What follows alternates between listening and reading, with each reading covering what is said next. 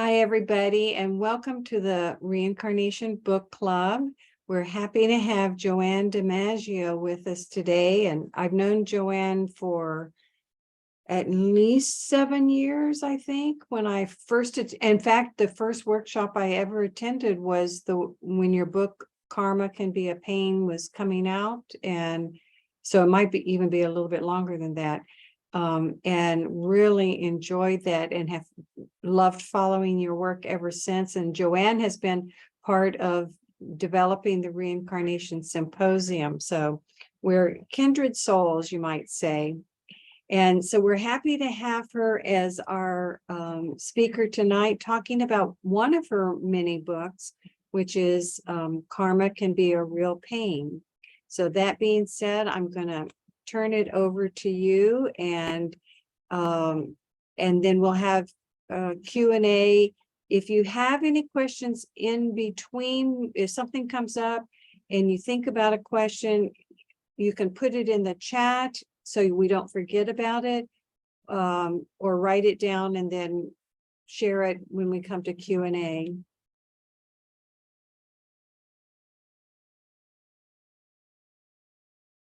You ready? Go ahead. Okay. Well, hi everyone again. I'm Joanne DiMaggio. It's my pleasure to be here with you this evening.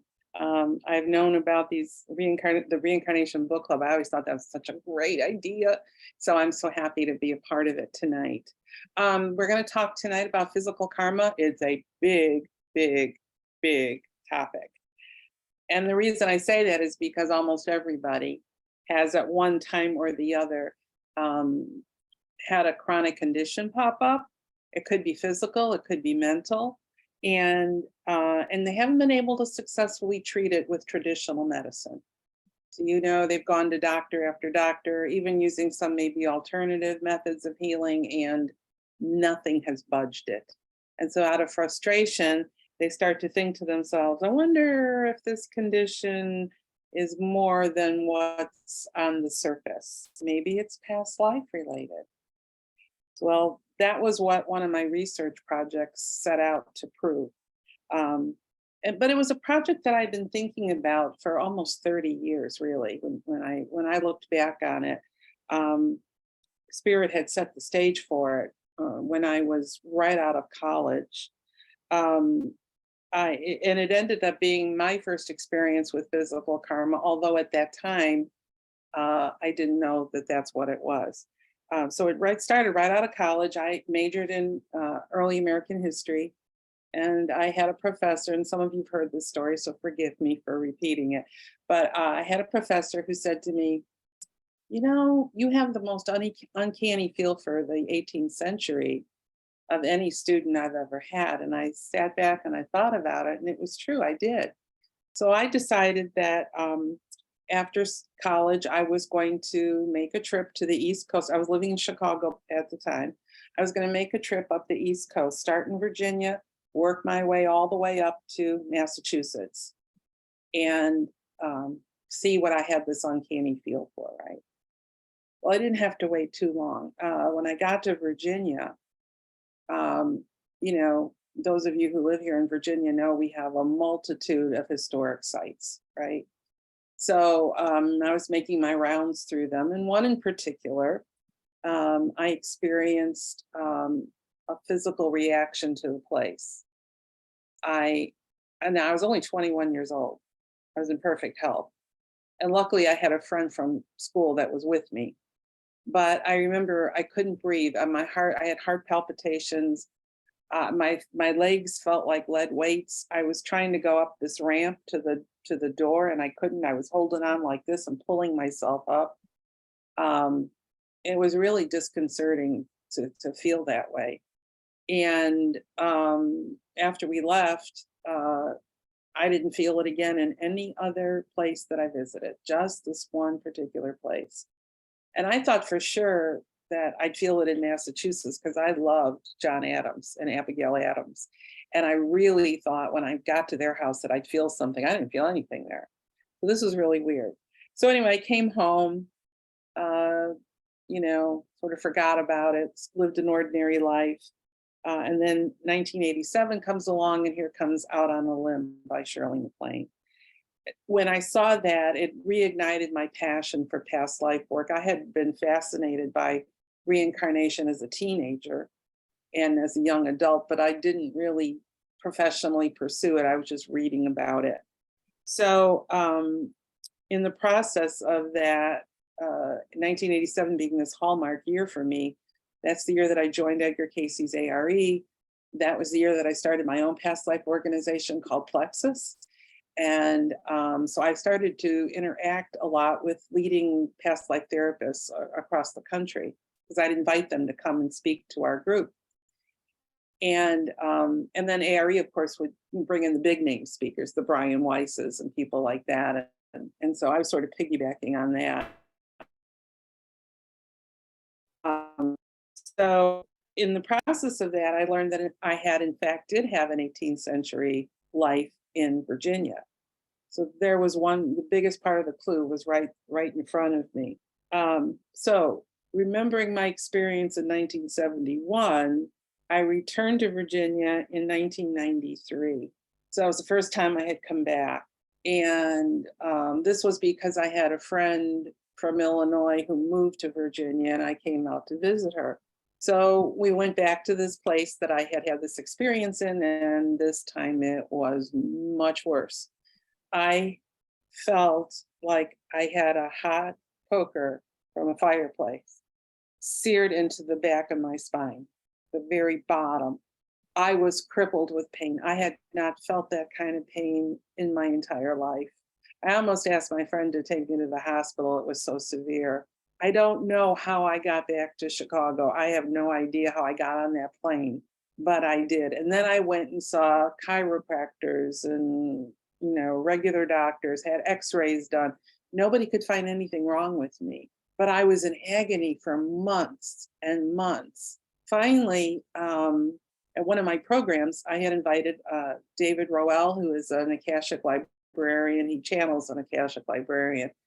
And he came and he said, I told him about this pain. And then he said, well, that's easy. You were hit in the back with that fireplace poker. And when you walked back in that room, you accessed that energy. And the pain that you felt then, you felt again now. And I do have that unfortunate ability to walk across. If I had been in a place before and I had deposited a lot of emotion there, I can pick up on it again. So, okay, that was my very first entree into physical karma. So I became a past life therapist in the early 1990s. And over the years, I've witnessed a lot of healing that's been done through past life work. And I also witnessed trends. And by trends, I mean, you see this, your clientele come in with the exact same issue. And several years before I started doing this research project, I was getting a lot of clients coming in with chronic physical conditions. And they wanted to know, is this something from a previous life? So the seed got planted for me to do a research project. I love doing research projects. All of my books are based on research projects because I really want the people that I work with to tell their story rather than you hearing it from me. So I've created a PowerPoint that I want to share with you because I've put together some of the highlights from that research project and some of the more interesting case studies that I've done that I think you'll find really interesting. So let me indulge here.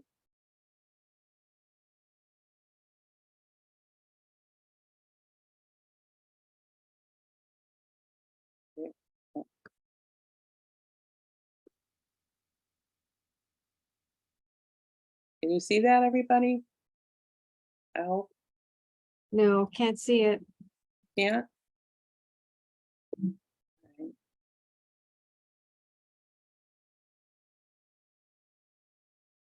I've done this how many times? There it comes. Is it coming? Okay. There you go. Okay. Beautiful. Thank you. Cool. Okay, so this is the book that we're going to be. I'm pulling some excerpts from. Now, when I knew Edgar Casey. Those of you who don't know who he is probably the most renowned psychic of the 20th century. He founded the Association for Research and Enlightenment in Virginia Beach, and I became a student of his in 1987. Now, I knew that Mr. Casey had done thousands of readings on people's physical conditions. But for some reason, I couldn't find them online. This is one of his quotes: "Whatsoever a soul soweth, that shall it also reap," which is the perfect definition of karma. All right, but we're going to apply that to a physical condition. Now, at the time that I was doing my research, ARE was phasing out the library's card catalog. They were obviously going digital, and I'm card catalogs, and they still had it. So I went and looked, and sure enough, they had everything listed from acne to venereal disease. So I had a lot of that to serve as a foundation for my work. And also I had colleagues who talked about spontaneous healings, but I hadn't seen that in my practice. But I believe nothing was impossible. And after revisiting my own experience, I knew the idea of a spontaneous healing via a past life regression was a true possibility. So then in 2001, it was proven to me when I was doing research for my second book, Your Soul Remembers. One of the volunteers I had for that project's name was Frank. He came to me and went to a past life as Cleo in Pompeii, so 79 AD. What I think is interesting is that a lot of the case studies that I had went back 1,000 years or more. And so it just shows you how, you have a condition, or you develop a karmic issue in a previous lifetime that initiates the chronic condition you have in this life, but you sometimes wait 1,000 years or two before you deal with it. So in this case, Frank had waited, almost 2,000 years. So Frank was Cleo. Cleo was a young teenage boy who was being trained as someone who could look into the fire and tell the future. But Cleo was also very arrogant, and it was like the little boy that cried wolf. So whenever he would try to make a prediction, people would go, you're full of yourself, right? So of course, what does he see? He sees the destruction of Pompeii. He tries to share that with everybody. People kind of just blew him off and said, get out of here, and that's not going to happen. That's incredible. And so what happens? Mount Vesuvius erupts, Pompeii is destroyed, and as the gases are coming in, the ash is coming in, Cleo felt so guilty, because he knew if he had been more sincere, maybe more people would have believed him. So he went into a cave with other people, and there he suffocated to death. All right, so now we have him in 2011. And he relayed the past life to me, didn't say anything about a physical condition, because this particular project wasn't about physical conditions. It was about soul writing, which is a written form of meditation that I teach, and I do add it on to my past life work in many cases. So with Frank, he writes, we're going to do the soul writing together, and I said, is there anything else about this past life that you want to explore or understand or ask a question about? And so the first line of Frank's soul writing was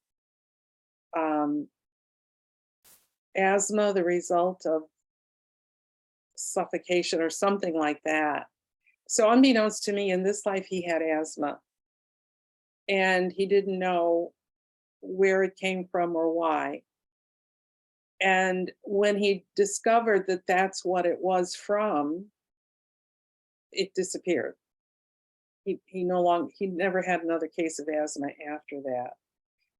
The reason it waited till this lifetime is because in this life, Frank's doing the work, almost the same work that Cleo is doing. He's a very prolific writer. He's written many, many books. And he talks to groups of people. And so Spirit was saying to him, don't be full of yourself again, because this stuff's important and people really need to believe you. So that's why that condition arose.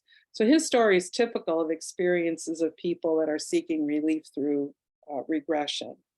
So I started thinking about this, and I thought, I wonder what other past life experts or people in the leading in the field had to say about it. This is a quote that I found from an article in Venture Inward, which is ARE's magazine, by George Schwimmer. He said, a physical symptom is indeed a message about a core issue or lesson. The pain in the past life wounds must ultimately be healed, of course, but the core issue we found, examined, and dealt with in a positive healing way. So shortly after Your Soul Remembers came out, I got a message in my meditation and also from intuitive readers that I should look into medical intuition and I should incorporate that into my work. I wasn't convinced that this is something I should do. I didn't resonate to it. I didn't feel like this was my calling or that I had the talent and skill to do something like that. But okay, I thought I'll go ahead and I'll look into it. So ARE was having a conference on medical intuition with Dr. Norm Shealy, and he talked about the connection between illness and karma. And I almost couldn't believe what I heard him say, but this is basically what his quote is. This is from his website. He said, in my experience, all significant illnesses and accidents in this life are the result of unfinished business from a previous life. Anger, guilt, anxiety, and depression often are triggered by an event in this life, which triggers the subconscious memory left over from a similar event in a past life. So I thought, wow, this is a medical doctor saying this. It really kind of threw me. I thought, if he believes this, there must, because traditional medicine, they wouldn't even, most of them will not even consider this possibility. So but he wasn't the only respected physician that had that opinion. Dr. William McGarry, who was the former medical director at the ARE clinic and director of the medical research division of the Edgar Cayce Foundation, said, I've come to the conclusion that most of the serious long-term degenerative diseases are karmic in their nature. So based on that, everything was in place for my research project to begin. So I wanted to call out for some volunteers to see if they had I asked for people who had a chronic condition. I said, would you like to participate in the research project to see if your problem is rooted in a prior lifetime? So I had 50 volunteers that I worked with over the course of a little over a year. I only could put 23 in the book. That was my publisher's decision because he said the book would be way too big and it would cost too much money. So you get 23 out of the 50. 18 were women, 5 were men. They ranged in age from 34 to 74. They went from 5th century BCE to the 20th century AD, and they were in every country across the world. The conditions that they came in with were arthritis, diabetes, heart disease, liver and kidney problems, weight and digestive issues, head-related concerns, foot, leg, and back pain, sexual karma, drug and alcohol abuse, and mental and emotional disorders. So I created a research project and I structured it so that in the very beginning, I did a body scan. I was looking for 3 things when I did the body scan. I was looking for sensitivity, discomfort, and if they had any birthmarks. So that was all done without going into hypnosis. I just was relaxing one part of their body. When I got to that part, I said, tell me if you have any sensitivity, discomfort, or birthmarks. Unusual sensitivities around parts of your body may indicate a body karma. People that have an aversion to having anything pointed at their eyes or their head may have had a past life head injury. Scarves or clothing that fits snugly around your neck could have been, and you don't like that, that could have been a neck injury. Any kind of overprotectiveness about a particular part of your body is a clue. And then, of course, the question about birthmarks came from Dr. Ian Stevenson's groundbreaking work. He researched, unearthed evidence that suggested that physical as well as emotional conditions could be transferred from one lifetime to another. Now, he worked with children and he drew special attention to birthmarks. And his research indicated that physical characteristics, such as a birthmark or a deformity, might be carried over from a past life to the present. So, in other words, people that may have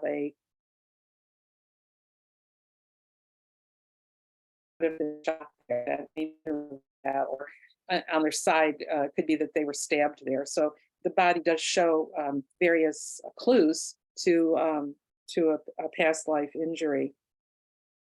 So regression specifically to the life that was the origin of that chronic condition they came with was the hallmark of this research project. And in the regression, we really focused a lot on what were their last thoughts when their soul left their body. And the reason I did that is because I had a woman come to me who had head to toe psoriasis. She wanted to know what's the source of the psoriasis. She went back to a past life in the Old West in which she was a call girl. And when I asked her, what were your last thoughts as your soul left your body? She said, I don't want to be touched anymore. And so what does she do? She manifests a skin condition in this life in which nobody wants to touch her. I'd say pretty neat. It is pretty neat, but not when you're suffering like that by any means. So the obvious question now, what is physical karma? Let's define it. Marianne Woodward, who wrote the book Scars of the Soul, Holistic Healing in the Edgar Cayce reading, said that physical karma is a manifestation of karmic law taking place at a visible or physical level within the human body. Now, Harold J. Riley was a world-renowned physiotherapist and a pioneer in the field of massage. He owned and operated the famed Riley Institute in New York City for more than 30 years. He was a close friend of Edgar Cayce's, and he worked with the Cayce remedies throughout his career.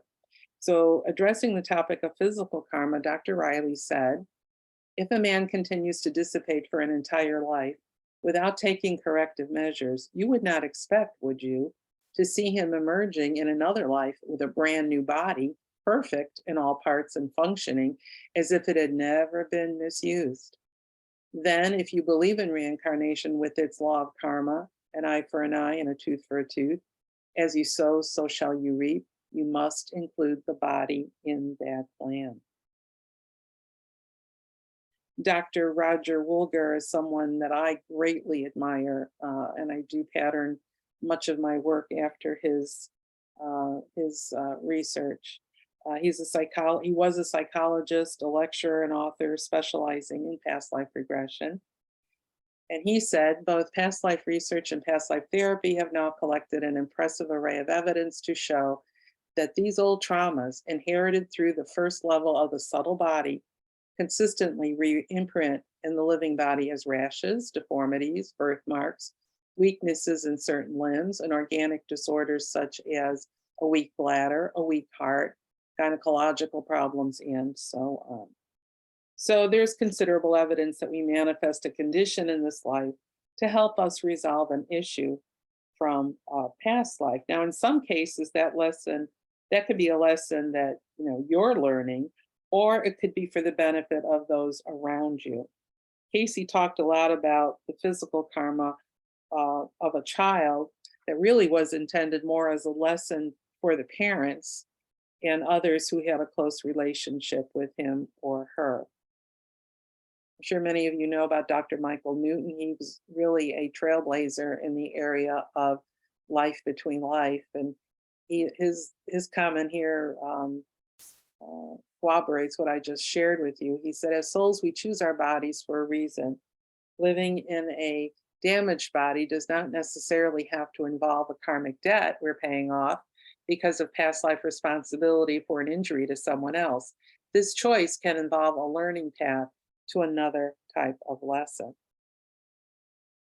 So, all right, this is all well and good, but the ultimate goal of doing past life work for physical karma is healing. And Mr. Casey gives us the good news that there are, in truth, no incurable conditions. You just have to really, truly believe.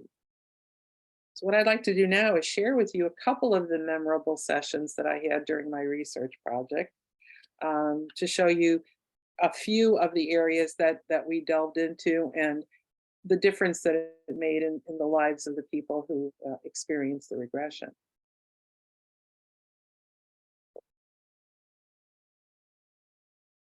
So I'm finding this according to the Arthritis Foundation, over 50 million Americans have arthritis, making it the #1 cause of disability in the country. Now, despite how common it is, the Arthritis Foundation admits it's a disease that is, quote, not well understood. So if traditional medicine is saying that it's not well understood, imagine if you add the metaphysical component to it. Yet it is the karmic approach to this crippling disease that makes perfect sense.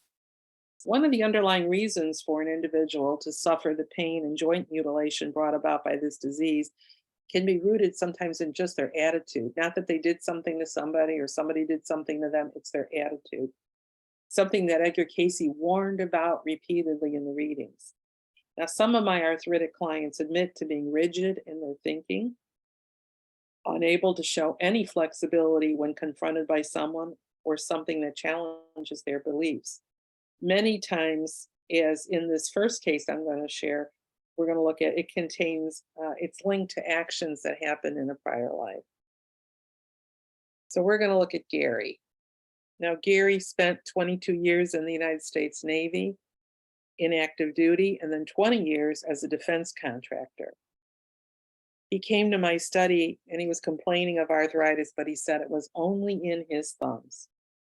When we did the body scan, he brought up the memory of a wound in the back of his thigh, as well as wounds over his digestive organs and a punctured right lung. He recalled injuries to both his thumbs and said his right thumb was tingling. We went back to a life when he was a 35-year-old man named John, born in 1832 in Virginia. He was married with 2 children, and the significant event in that life was during an early Civil War battle. He was an officer in the 32nd Virginia Infantry with men under his command. This is how he described one of the skirmishes. I'm on horseback. My saber is drawn during a skirmish. I struck the hand of my Union cavalry opponent and severed his thumb. We would fire our pistols first, and then we would resort to sabers. I tried to hit the hands of opponents rather than the body so they can't ride, hold guns, or wield a saber. He went on to say he felt a saber cut on his left thigh, which he brought up during the body scan. And then he died from a gunshot wound to his chest, which also came up in the body scan. Okay, so in Gary's case, we see an example of physical karma that's a direct reflection of a past life act. Well, John drew his saber and he struck the hand of his opponent, severing his thumb. So in this life, Gary has arthritis in his thumb joints only. I asked him if he saw a correlation between the two, because that's really where the healing takes place, when you can understand and recognize the pattern that's repeating itself. And he said, yes, I do feel that the pain in both my right and left thumb joints are due to my past life practice of intentionally injuring the thumbs and fingers of my opponents while fighting them with sabers.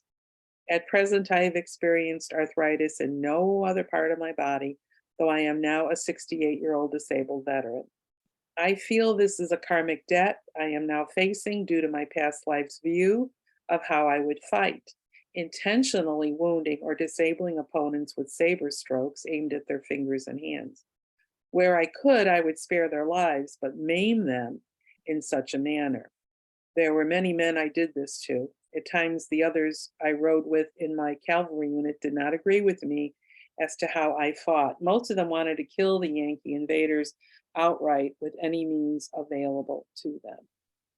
Now, after our session, his condition remained about the same, but he was enthused about the healing potential of the past life regression.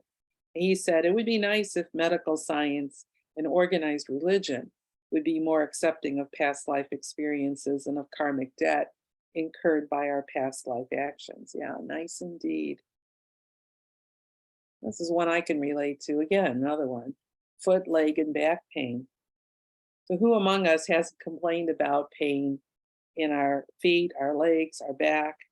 This was a common complaint among the volunteers who came to the project. But the most compelling session in this category, and by the way, that's one of the Casey readings. Those of you who aren't familiar with Casey,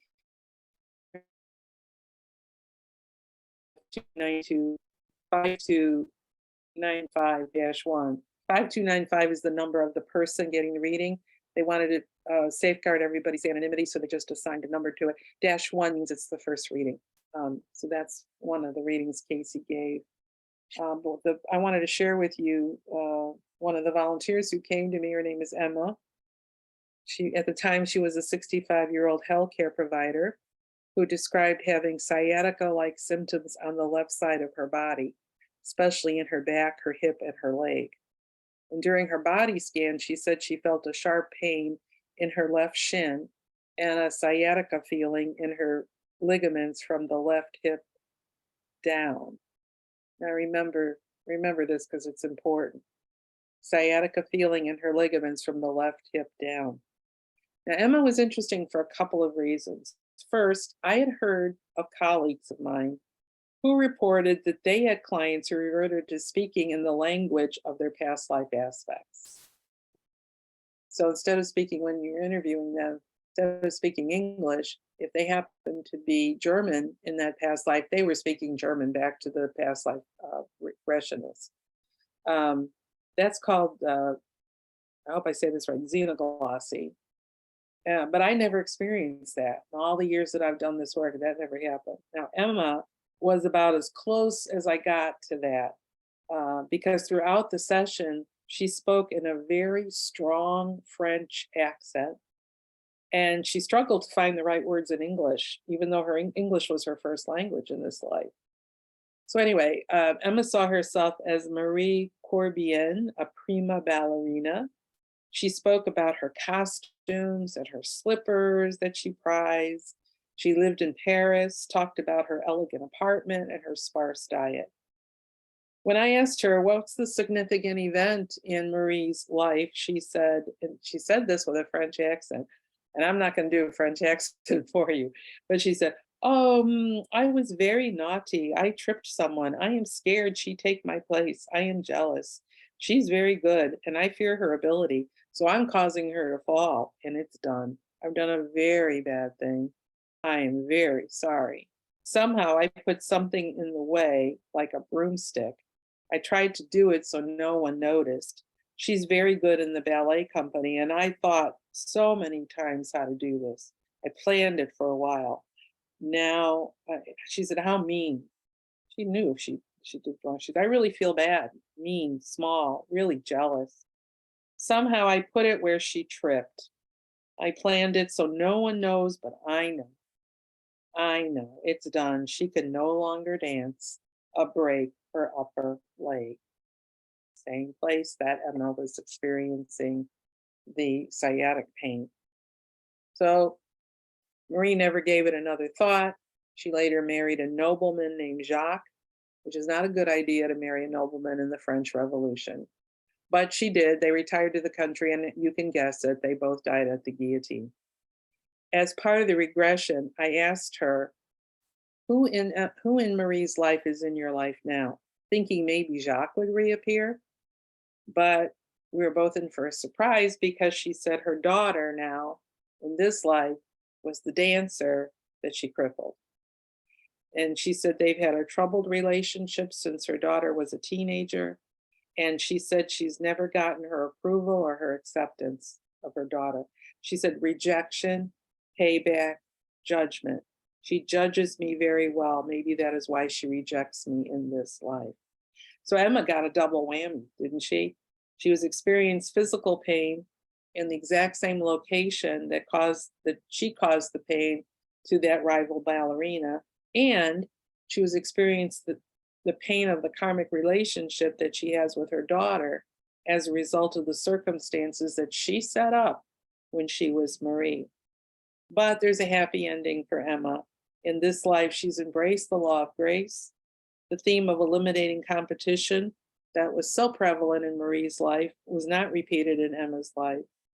And while Marie may have come across as selfish and self-centered, as Emma, she's just the opposite. She's selfless, kind, and humble, non-confrontational, and pursuing a career in the healing arts. So she's very much in service to others. So it's a transcending experience. And by the way, several months after I did this study, Jacques did reappear. Emma lost her husband in this life, and suddenly became close to her neighbor. And as it turns out, her neighbor was Jacques. The two of them, when I used to see them, they were so cute together. Oh my gosh. It was just a beautiful, beautiful story. Okay, moving on. This Casey reading was given to a 52-year-old woman who was losing her hearing. So migraines, allergies, vision issues, deafness, voice issues, throat and neck problems are just a few of the maladies associated with physical karma involving the head. So head-related issues can be extremely painful in this life as much as they were in a prior life. And that was certainly the case with Naomi. So when Naomi came to my research project, she was 64. She was a retired associate vice president and university administrator. And she initially came in complaining of chronic arthritis in her neck and spine. But then she told me that a few months earlier, she had blacked out when she had the flu and she suffered a concussion. So she came to the project because she saw repeating patterns of head trauma in her life. So her regression took her back to 5 BCE in either Egypt or Greece. She was a female in her 20s named Aurelia. She lived in what she said felt like a palace. It was a large building. It had stone floors and thick walls with cutout windows. She felt she was in a privileged position, but didn't want to claim it. She didn't feel a connection to anyone else who was there, saying that when she saw herself eating, she was alone or at one end of the table. She described herself as being apart emotionally and disconnected and said, "It's as if I am somehow set aside in importance." She had been identified as someone vastly different from her peers, and that resulted in jealousy and envy. And as it turned out, it evolved into the significant event in that life, which left a karmic imprint on her soul. And that event, like Emma's, came out of jealousy, except in Naomi's case, it was jealousy directed at her. So she was still in her 20s when this happened, and she said she clearly remembered being deliberately pushed down a curved stone stairway. She didn't see who came up behind her, but she said she felt her body slamming against the hard stone, resulting in a fatal head injury. Now, karmically, this is played out in Naomi's life in several ways, including the pattern of being repeatedly hit from behind, feeling separated from others, and not knowing how to be her authentic self without incurring unwanted jealousy. In her work environment, for example, she said she felt apart from those she supervised and those who supervised her. There was always that feeling of separateness. So that was one issue she was dealing with. The other was the recurrent issue of having people doing something to her behind her back, and as a result, being hit and having a head injury. The whiplash injuries to her neck occurred while at red lights. The last one was someone running a red light and totaling her car on the right side. So it was a part of a pattern of multiple rear-end collisions. Another example was when a male coworker pushed her from behind to get her out of the way when they were racing out of a building during the Mineral, Virginia earthquake we had some years ago. When she was ill and she passed out, she hit her head. She endured both a significant concussion and another neck injury. So the pattern was she's minding her own business and getting surprise attacks as she innocently went about her business. Now, many of the souls from Naomi's life are in her life now. So the pattern kept repeating itself until she was able to identify and recognize what the pattern was. And after she had time to reflect, she said, I set myself apart by not embracing the position or allowing myself to be in authority. This is the same as in this life, able and capable, but holding back so others will like me. It didn't always work. So after our session, she said her condition remained, but that it was improving. She was using several different healing modalities to work on it, and that she was grateful for the experience. We'll move on. Another issue I can relate to, weight and digestive issues. This is the physical karma that actually concerned the greatest number of volunteers in my study. This is a Casey reading. Somebody asked him, what is the cause of the body's dislike for eating fish, fowl, game, and certain meats? And he answered, from the condition as existed in that as a Norseman when he lived on these alone. So all he got to eat was fish, fowl, and game, and certain meats. And in this life, he can't stomach it. Get some pizza. Dr. Edith Fiore is a renowned past life therapist and clinical psychologist. In her study, she found that eating disorders of many of her clients were connected to a past life. So she wrote, I now find that almost all patients with chronic weight excess of 10 pounds or more have had a lifetime in which they either starved to death or suffered food deprivation for long periods. So Casey had a lot to say about this as well. He did a reading for a 14-year-old boy and revealed that his inclination toward digestive issues resulted from his indulgence in rich foods during his French and Persian incarnations. He did another reading for a 17-year-old female student who in a past life had made fun of people who were overweight. So now she's the one struggling with her own weight and exercise issues.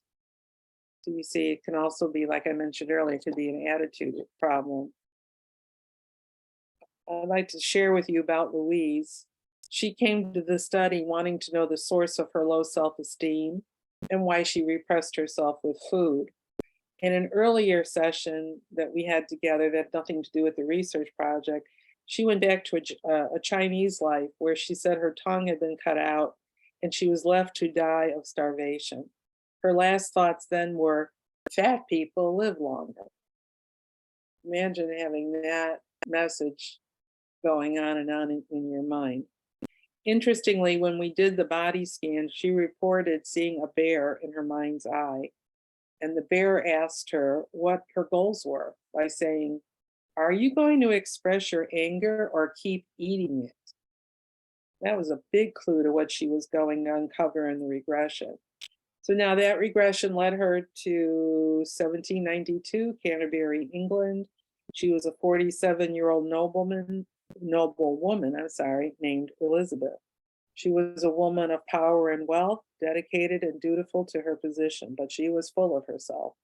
The significant event occurred after dinner one evening. She was betrayed by 3 women, one of whom was her mother in this life, who stabbed her in the back and stomach.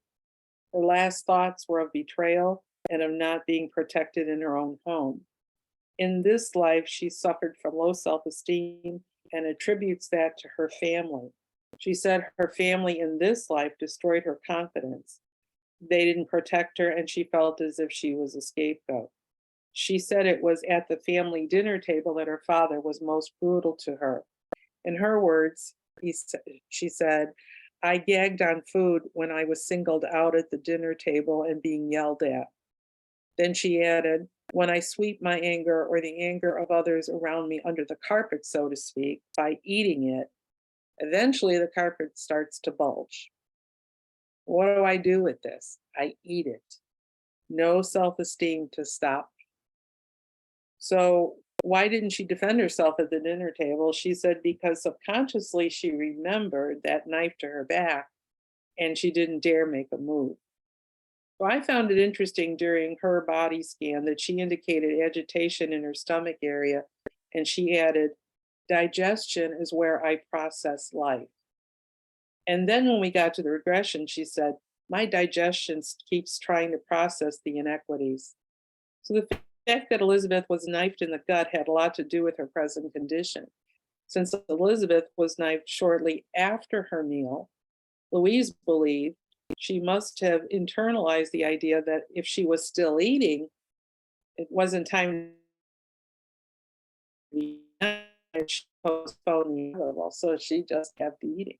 Now, Louise is a shamanic healer, so she was able to work on her issues on her own, and she gained insights and thoughts on how her past life could be healed. She said this was a significant past life that released her family members and some others from karmic behavior in this lifetime as she mastered the lessons from that regression.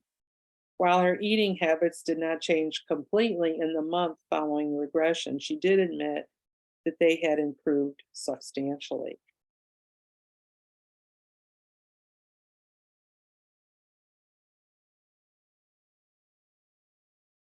Emotional and mental disorders was an area I really didn't want to get into with my study.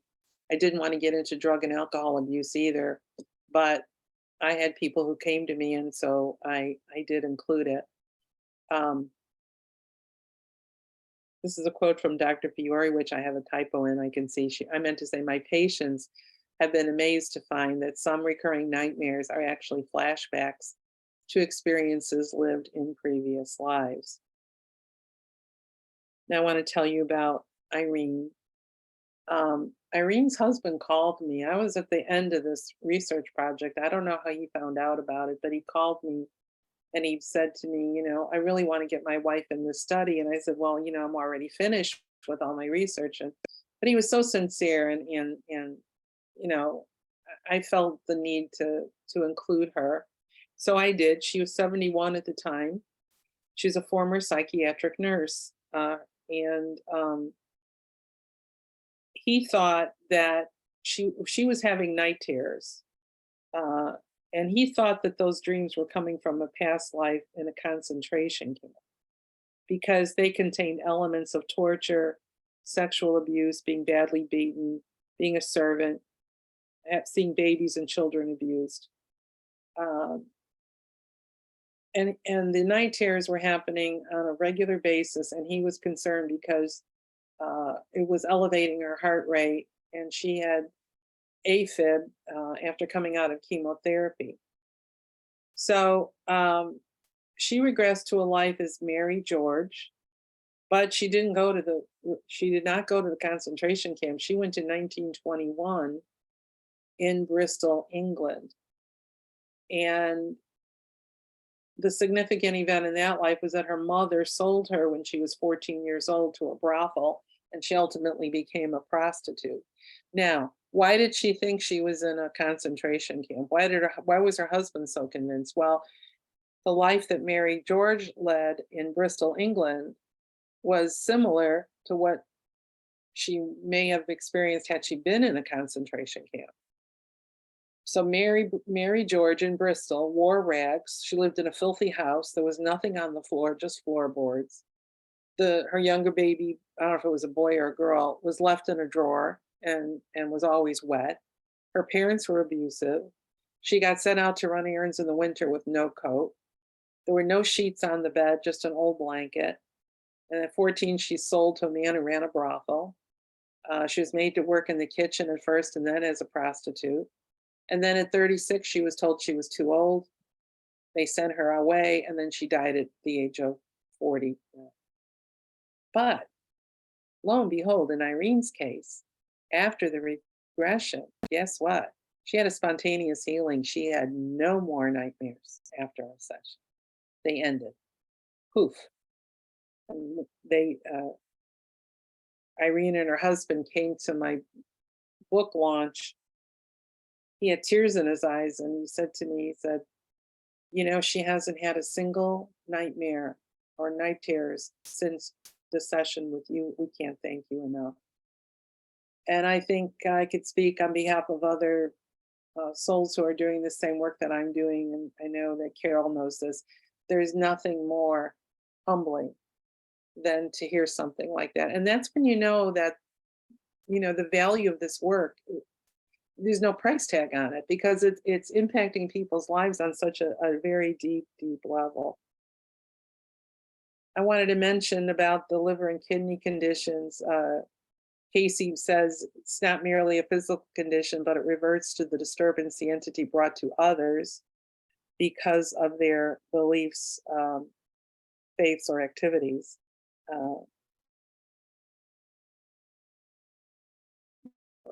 A reading he gave in 1942 to the parents of an 11-year-old boy who went to Casey to find out about his bedwetting. This started when he was 2, and now a sibling had also joined him in doing this. The parents thought he was reverting to baby habits. No, the sibling was coming into the family. So now the parents thought, oh, now there's a baby. So now the older one is reverting to being a baby so that he wouldn't feel that he had been replaced.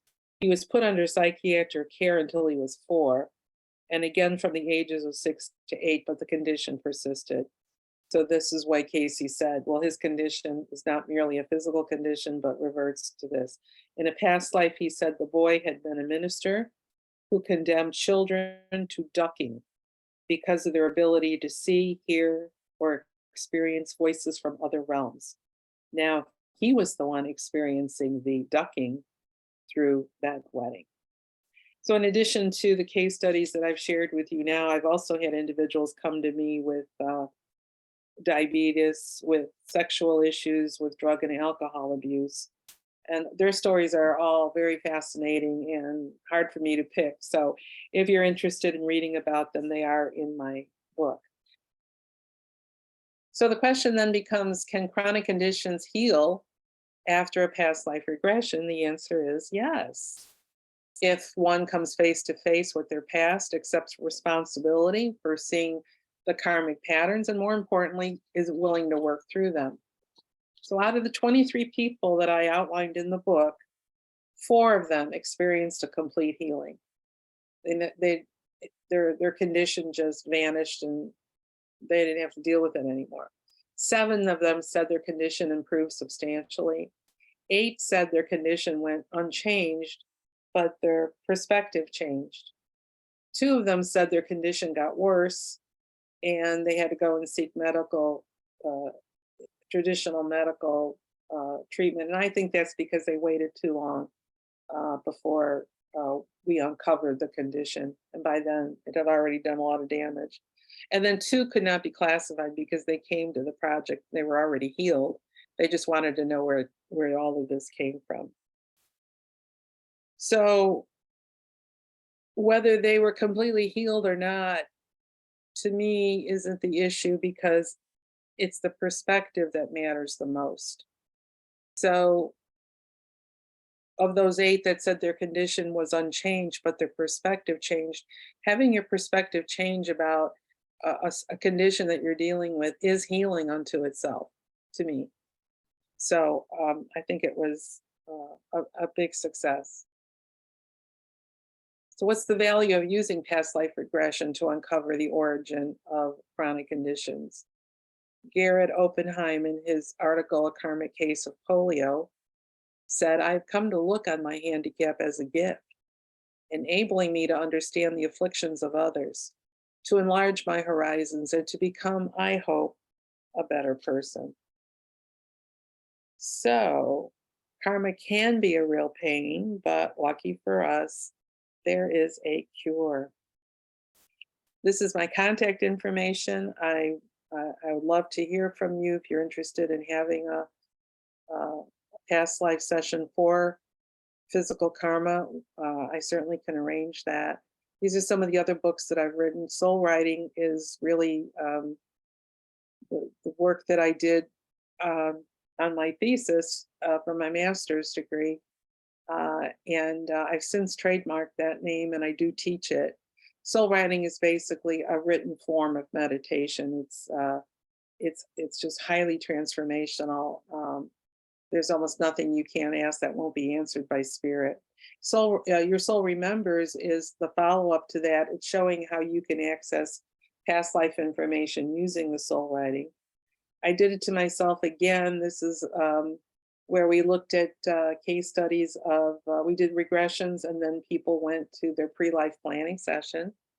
It's basically the work that Michael Newton did. I found some differences in my research than in his, and that's presented in there. And then my last book, Edgar Cayce and the Unfulfilled Destiny of Thomas Jefferson Reborn, tells the story of this little baby born, Casey's secretary, Gladys Davis. And Gladys brought the baby to Casey when he was 2 days old because he was, the doctor said he wasn't going to live long. Casey did a reading on that baby boy at 2 days old. And in the reading said he was the reincarnation of both Thomas Jefferson and Alexander the Great, and made a prediction that that soul could do for the world what Jefferson did for this country. Well, obviously he never did that. And so the book examines why. It really talks a lot about free will and how it doesn't matter what you may have the most lofty, prophecy about who you are and what you're going to do, but you still are in control and you can still say, "Hell no, I'm not doing that." And that pretty much was the case with this one.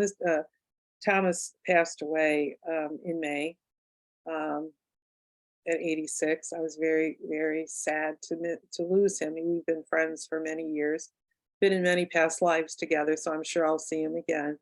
But still, it didn't matter. I was still heartbroken because, and it wasn't so much the Jefferson life that was important to him. It was really the fact that he was with Mr. Cayce. That's what it really was all about for him. So it gives me some comfort to know he's back with Mr. Cayce and Gladys and all the folks from that time that he loved so dearly. So I look forward to seeing him on the other side. And I promised him in our pre-life planning session that I'd write this book, so I did. So anyway, thank you so much. If I could get back on. Here we go. Thank you so much for your attention, for listening so kindly to me. If you have any questions now, I'm happy to answer them for you. Can I make a comment? Sure. My name is Debbie, by the way. Hi, Debbie. I did have a past life regression, and I had a sore throat, sore throat, chronic, since I was born. And when I finished that past life regression, I was healed. There you go. I used to have 3 times this episode of infection my entire life since I was born. And then 5 years ago, when I had this past life, I haven't had anything. And then I heard you saying that you lost your friend. I just lost my best friend as well. He was my very best friend a year ago. And since last month, my sore throat came back. Oh, interesting. That's very, very interesting. Yes. And I've been taking several antibiotics and it's not a healing. And I have pus, I have the whole symptom. So very, very unusual what's happening. And I know something is there. So I'm going to contact you and we're going to do something about this because I know it's all energetic and we need to find out what's going on. I need to. No. You feel like it has something to do with your friend who passed? Yes. Yes. And I But you, lost my you were, I'm sorry. I lost my entire family as well for inheritance. Since my mom passed away, the whole family went down the hill. So I believe is my structure that is, I lost my structure, let's say like that, and my best friend. So Mhm. so that's my story. Together, yeah. Well, thank you for sharing that, Debbie. I appreciate that. I have a You're comment too. Sure. Hi, This Carol. would make such good sense to me. I had a spinal cord trauma, and I say trauma because nothing happened to me. I was not injured or anything, and it just went. I had to have surgery. And it all happened while I was caregiving for my husband, and then he died 3 months later. So there's got to be some past life correlation to this whole thing. That's the only thing that makes any sense to me anyway.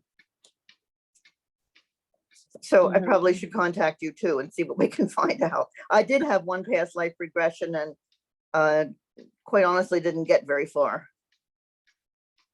Why do you say that? Were you just getting Um, blank? Or, I just felt like I saw a previous life, but it was nothing special. You know, yes, it was a previous life, but it didn't give me any answers to anything. oh, okay. Okay. So, Yeah. Well, I think it really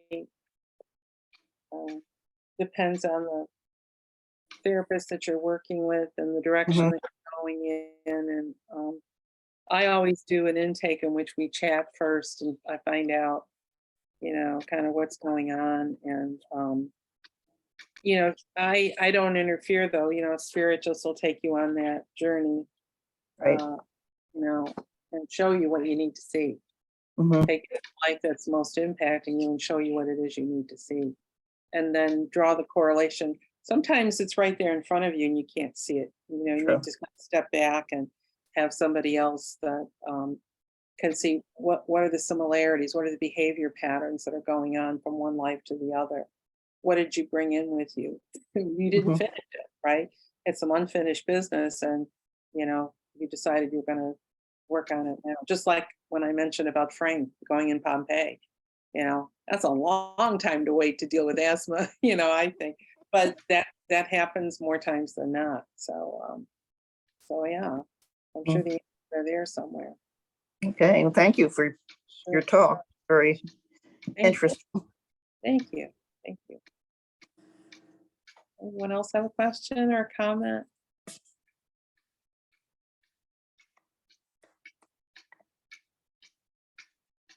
I So have a question. actually, Go ahead, Debbie. okay, actually, just to complete, my sciatica has been like a total disaster. I've been doing a whole bunch of energetic stuff, Reiki, and that was recent. And I think is my whole structure really. So this is another issue that I want to try to solve. And I believe that's from past life regression as well. Some past life that I had, I saw very quick in another past life regression session that I had, but I couldn't complete. It was something very fast. So definitely we can solve this issue. Okay. Yeah, I can sympathize with you about the sciatica because I get that from time to time, and that's excruciatingly painful. It really is. Yeah, I stretch all day long. It's awful. And my heart goes out to you. Well, thank you for sharing that, Debbie. Thank you.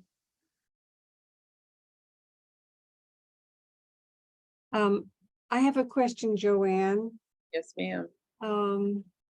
Have you in your sessions discovered where that energy from the one lifetime where the initial significant event happened, where it's stored, and then how it's decided that it manifests in say the current lifetime. Have Okay, you come across that at all? I don't know where it's stored. That I can't answer. But I do know why it waits until it manifests. Nothing is random, right? When you're in that pre-life planning session, the life between life session that you go through, you go in front of the council of elders and you talk about all the karmic issues that you have that you want to work on.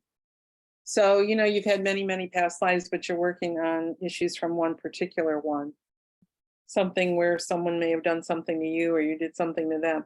But you waited until this life because the socioeconomic background environment that you're born into, the parents that you've chosen, all of that is taken into consideration, making the ideal environment for you to deal with that past life issue.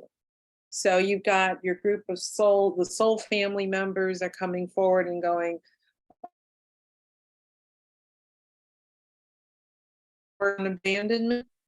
Okay, I'm going to come in and at some point in your life, I'm going to abandon you. So all of that is just planned out in that pre-life planning session, which is why I named my book. I did it to myself again, because the issues that we're dealing with now are things that we wanted to deal with. We planned on dealing with it. And we picked this life because it just had all the elements in a row in place.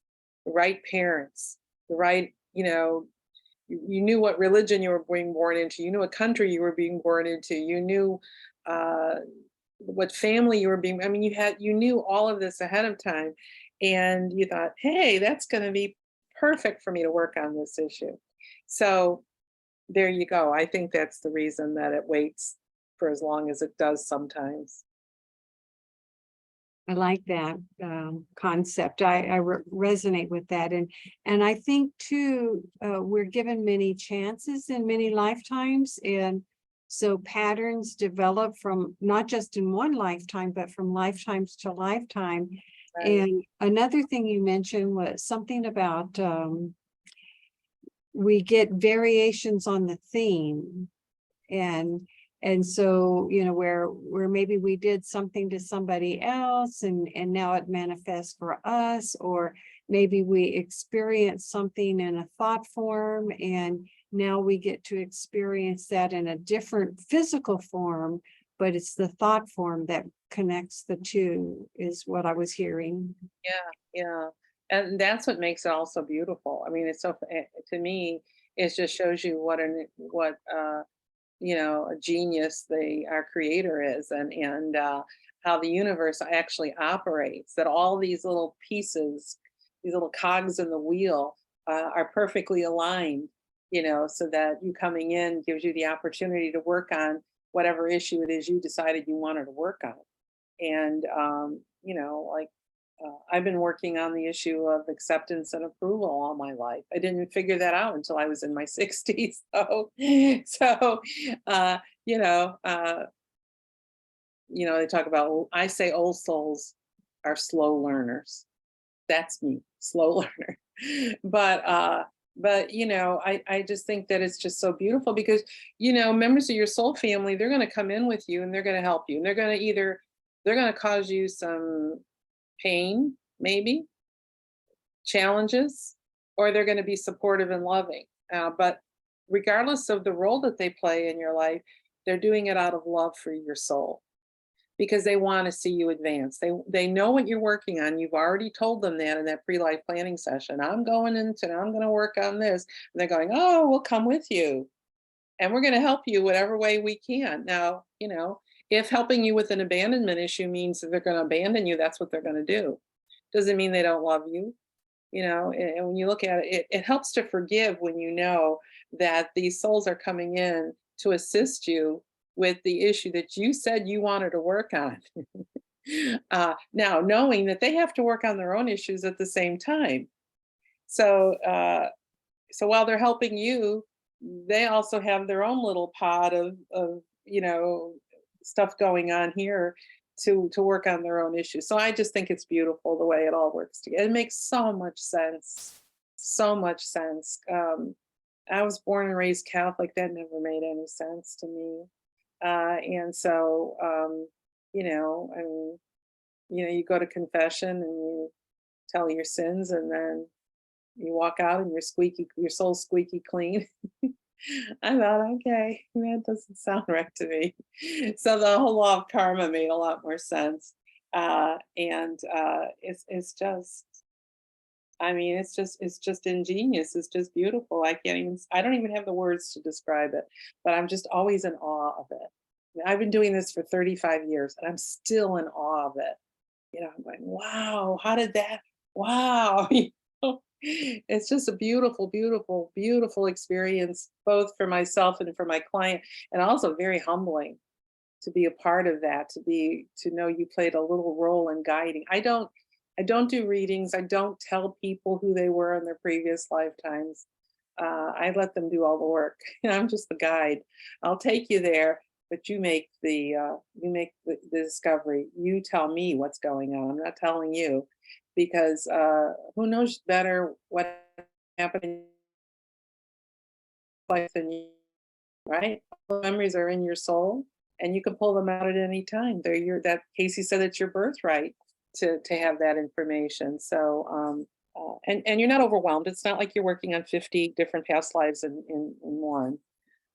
So, and you're never given more than you can handle. Spirit knows better.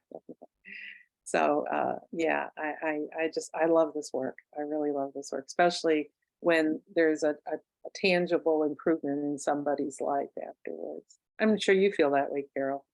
Oh, I absolutely do. And I love the story that you told about the woman who was 71 years old, which, you know, to me, it's like we are never too old to heal.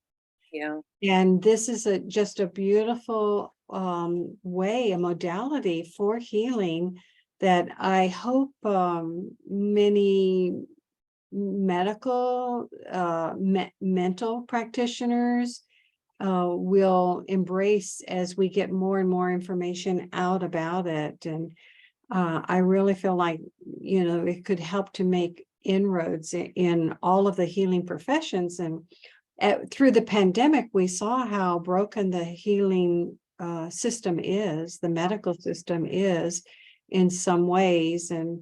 And so maybe that opens the door to, you know, explore alternative things. If no one has any other questions, I had another question for you, but I want to open it up in case someone else has a question.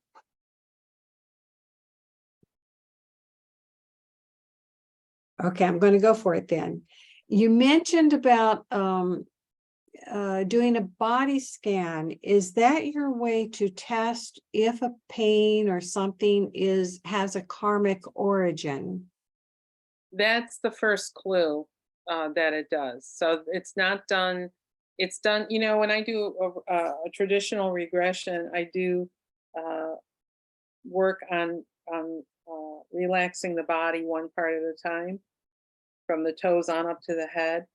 And when I do the traditional regression, I just keep relaxing them.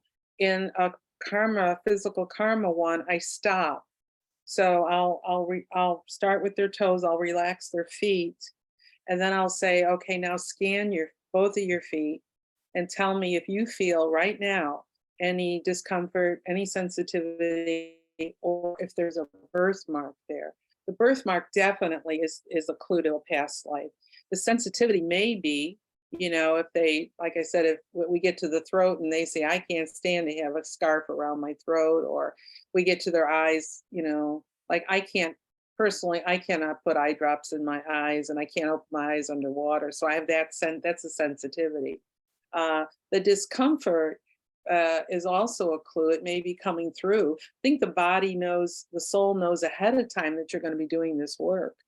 And so then suddenly these symptoms are going to start to manifest perhaps a little bit more keener than when you're in a conscious state, as if to say, you know, it's going to wave a red flag and say, look here, look over here, you know, I've got this birthmark in my shoulder. You know, did I get stabbed there? Did I get shot there? You know, or my throat chakra closes up, you know, was I hung or did I have my head chopped off? I mean, there's all kinds of reasons for the different feelings that we may have in different parts of our body. So that's just giving me a baseline to start with. And then as where it really comes out is when we get to the significant event in that lifetime. And then they tell me what happened to them. And normally we can tie in that significant, what happened to them in that significant event with what they were telling me in their body scan. So, you know, it's like a puzzle, just put it together. Fascinating. Absolutely fascinating. So if no one else has any other questions, I want to thank you, Joanne, for being our guest tonight. I love all of your books. Do you want to say a little bit of something about the one that's going to be coming out next year? Oh yeah. In February, I'm doing a book on how the Beatles planted the seed of spirituality in our souls. Would you repeat that this because is- you froze a little bit? Okay, The Inner Light, how the Beatles planted the seed of spirituality in our souls. This is a book based on my 8 years as president of a Beatles fan club. Now you know how old I am. What was going on in the fan clubs when we were coming up. The premise of the book is, did some of us go into esoteric careers like I have because we were influenced by the Beatles? So did something happen when we were teenagers that got registered in our subconscious, but we didn't act on it till maybe 20 years later? Okay. So, you know, like for me, it made no sense that I got involved with reincarnation. If you knew my background, which I outline in the book. So I go through the first part of the book is all about the Beatle years, about all the spirituality in the 60s.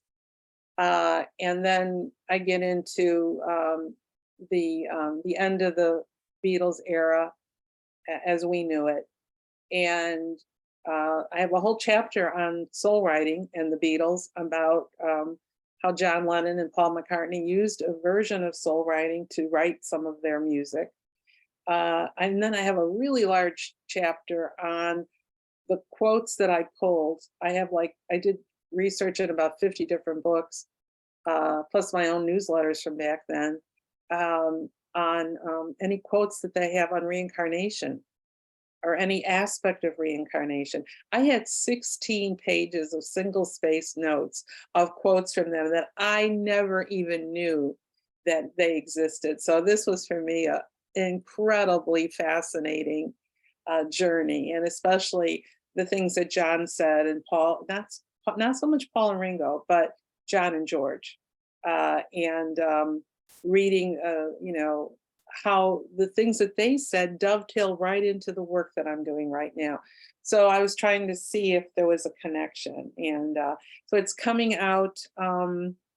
It's coming out in February, which will be the 60th anniversary of when the Beatles first came to the United States. Can't believe it's been that long, but it has. So look for that in February. That should be a fascinating read. Yeah, I can't wait. My sister is a big Beatles fan, so I definitely have to get a copy of it for her. Good. I hope Yeah. you enjoy it. Yeah. And don't forget, everybody, in case you missed it, Joanne is going to be a speaker at ARE in October in their Ancient Mysteries conference. So maybe we need to plan a little road trip to Virginia Beach and That would be fun. yeah, hang out together. That would be awesome. Yeah. It'll be the weather should be nice in October. So, and it shouldn't be too expensive then. I mean, it's after season, so And that's a big conference. A lot of fascinating speakers come, and I'm going to do a group regression.